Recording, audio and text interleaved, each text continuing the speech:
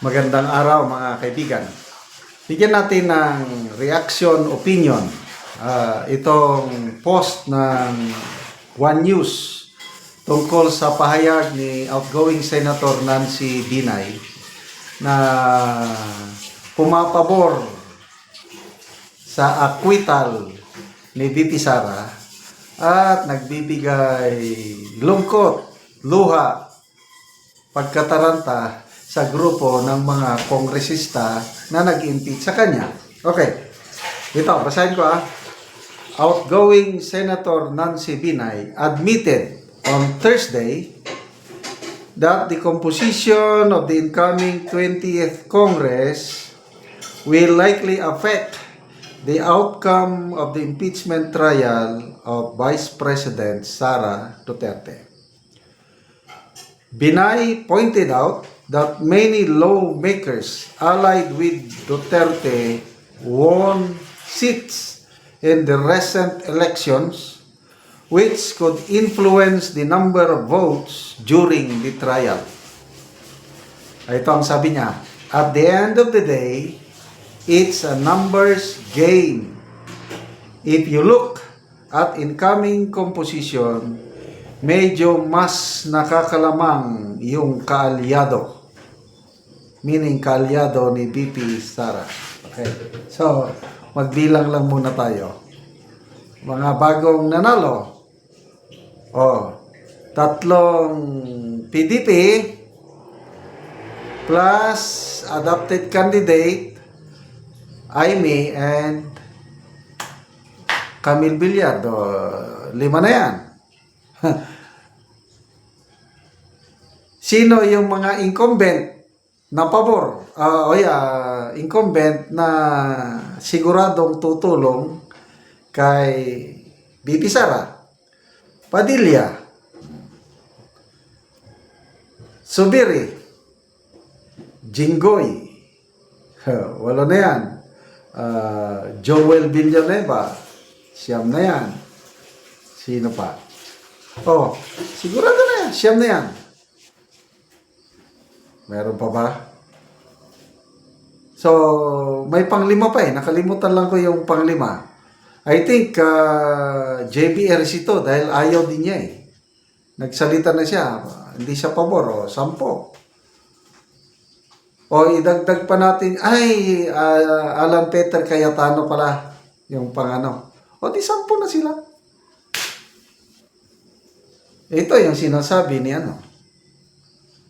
Senator Nancy Binay. So, dagdag na. Still, Binay emphasized that senator judges must carefully... meron pa pala. Zubiri. Ang dami. May incumbent. Ang daming incumbent. I think 6 plus 5 yung nanalo. Di 11. Simple mathematics. Still, Binay emphasized that senator judges must carefully evaluate the evidence to be presented. With her Senate term ending, Binay said her only rule will be to approve the impeachment rule. She added that it's a blessing in disguise not to take part in the trial. Ito, malala ko. Nung nagsimula, yakyat na yung impeachment, nagsalita si Senator Nancy Binay na ayaw din niya. Malala ko na, in-interview siya bang nag-interview? Hindi, nadidivide lang tayo, sabi niya. Hindi maganda. Kung ngayon na sana ang trial, 19th Congress, sigurado itong si Senator Binay papabor o mag-a-acquit kay VP Sara. Ito ang sabi niya, blessing in disguise na di ako magiging bahagi ng impeachment trial kasi yung proseso na yon very divisive. Imbes na magsama-sama maghanap ng solusyon sa mga problema, lalong nagkakawatak-watak. So, kaya tingnan mo yung analysis niya, nakita niya ay papabor ang bagong komposisyon ng Senado sa acquittal ni VP Sara. Yan din ang sinabi ni Senate President, ex-Senate President Franklin Dillon, tumatawa pa siya eh. Ang impeachment proceedings o impeachment trial, it's not based on evidence. Sabi niya, secondary lang yung evidence. Kasi, it's a numbers game. Ang nasusunod yan, yung political inclination ng mga senator judges, hindi katulad ng regular na korte. Yan Senate President na yan, batikang senador, Franklin Dillon. So, let's be honest. Bring it on. Kaya, matapang si BP Sara na gusto niyang magkaroon ng trial bloodbath, sabi niya. So, hindi pa nagsisimula yung trial bloodbath. Ano nang nangyari? Ang Malacanang na nagsimula na ang bloodbath.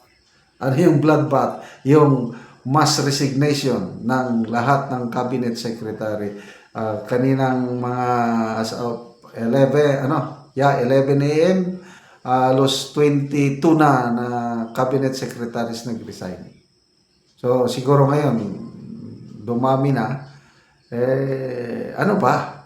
Seryoso ba sila sa mass resignation o drama lang? So, magbasa tayo sa mga comments Dito. Wala pa namang comments. So, inaamin ng Malacanang na failure sila sa nakarang eleksyon.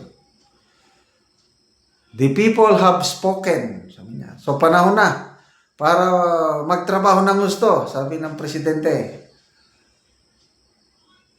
Palitan ang mga hindi nagpi-perform para yung kagustuhan ng tao masunod. Kaya lang, ang mga dahilan, ang malaking dahilan, bakit sila natalo is not so much dito sa kakulangan ng serbisyo ng gobyerno.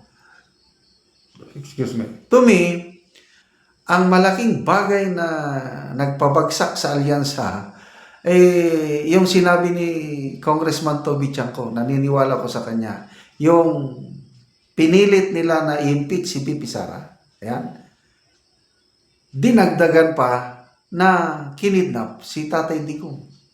Yun na, yung nagpatalo. Kasi kung walang impeachment, walang kidnapping ni PRRD, baka maraming manalo maraming manalo na alyansa. Kasi ako, may napili na ako na 4 na kandidato ng alyansa bago nila in-impeach si BP Sara, bago nila kinidnap si Tatay Digong. Tapos, ang solusyon nila is mass resignation para lang maapis ang taong bayan. Parang kulang. Ibalik nyo si Tatay Digong. Pag ibinalik nyo yan, I tell you, kalmado ng yung mas nakakaraming Pilipino na naghihinanakit at hindi bumoto sa alyansa. Okay, salamat mga kaibigan sa inyong pagsubaybay sa ating channel. Nakakatulong po kayo ng malaki sa tribong Talanding ng Bukidnon. Dahil ang sweldo po natin is pantulong sa tribo. Namimigay tayo ngayon ng libreng yero at pako para ma-repair ang sira-sirang bahay ng tribong Talanding. Panoorin nyo ang video nito. Si ate ang natagaan og gero, so mag-atop na gid sila karon. Tindog sila sa bagong balay. Pagkatagpulo nito. Balay. Basta wa ta pa.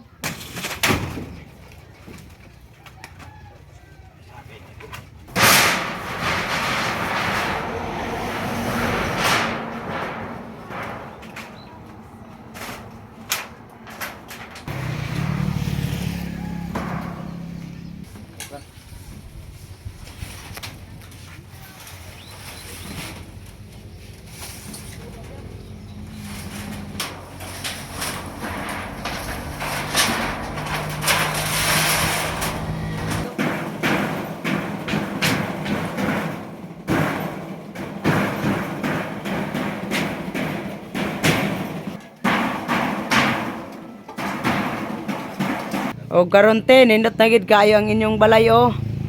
Nakapatindog na gyud mo og bag-ong balay. Nindot na gyud nga tan-awon ang inyong atop. So karon te unsa man ang imong maistorya nga nakaatop na mo nagpatindog na mo og balay nga bag-o. Unang-una, salamat sa Ginoo og sa nagtan-aw sa video nga natabang sa mo. Salamat gid kayo sa inyo ha. Kay nakapatindog gid ko sa among balay. Kung dili ang nagtabang sa mo, di gid mo makapatindog sa balay namo. Salamat kayo. Salamat. Karon te pila day ka bukang imong anak? Akong anak, duha na. Duha. So upat mo nga magpuyo din ani. Oo. Oo. Sige, mara to te. Salamat. Salamat. Sige, bye-bye.